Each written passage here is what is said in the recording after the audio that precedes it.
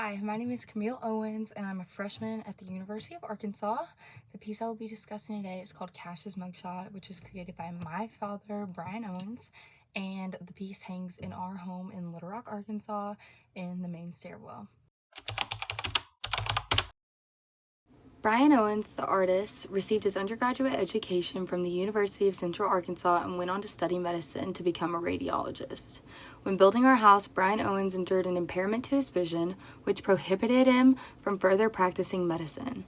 He searched for something new to fill his time, so one day he decided to dabble in making some art of his own. He began creating dice art. This specific piece was inspired by my dad's partner, David Cash.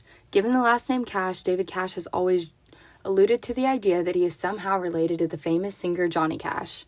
Owens created this piece by mimicking Johnny Cash's mugshot into a large-scale dice piece to give to David Cash. The vast majority of this image of Johnny Cash is created using a variant of dice.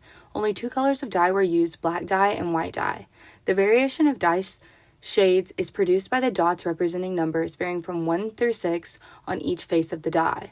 The juxtaposition of the different faces of die created a distinct variant in the shade of white or black, allowing for a smooth portrait to be perceived by the naked eye.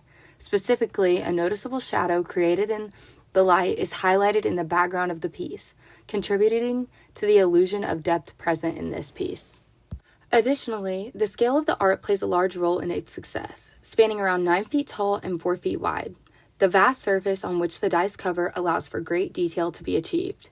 The artist also included text that reads, California Prison, Folsom, Johnny Cash, 11/8/1966. Without the present text, which not only explains the situation but also the location, the image will be seen as a frontal-facing portrait rather than a mugshot. Looking at this piece with an analytical lens, an autobiographical essence is noticeably present. Knowing the connection between my dad's relationship with his partner, it is very obvious that my dad's life is the underlying text of this image.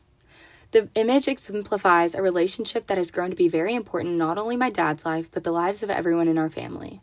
The location of the portrait also conveys more of an autobiographical meaning as it hangs in our family home. Additionally, studying this piece through an analytical lens, it is also semi-evident that the iconology methodology was used in the creation of this piece. Although this might be a very abstract point of view, the dice, in my opinion, represent the two individuals in this relationship. The piece as a whole represents how they work together in a successful relationship. The first art period I can see influence this piece is the ancient Greek period. We contribute a large part of the realism used in this piece to the artists of ancient Greece. The first few realistic pieces, including the Warrior from Rios and Polykleitos of Argos, had an everlasting impact on art as they were the first of their kind. Every aspect of this piece is realistic, as his facial features and environment were created with immense detail, creating a replica that barely differs from the original image. Additionally, the influence of the 19th century is incredibly evident within this piece. Photography is one of the main components of this artistic period and of this piece, as the dice replica was created based on a photograph image taken as a mugshot of the famous singer Johnny Cash.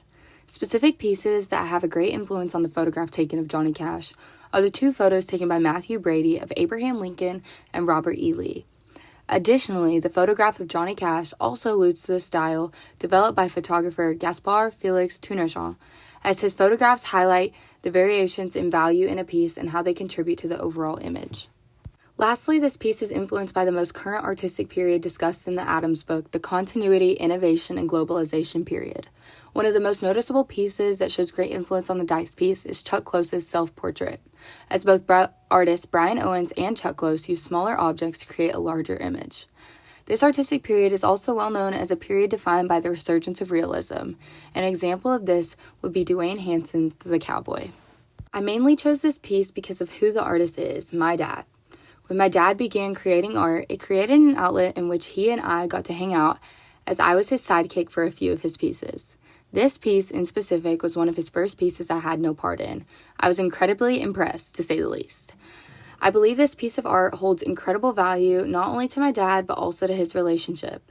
I think the piece of art values my dad's creative nature while also paying tribute to his relationship with his partner David. Specifically speaking, I've always had an interest in monochromatic and black and white pieces, as I find it very interesting when the subject of the piece is so enticing that the color is not the main subject of focus.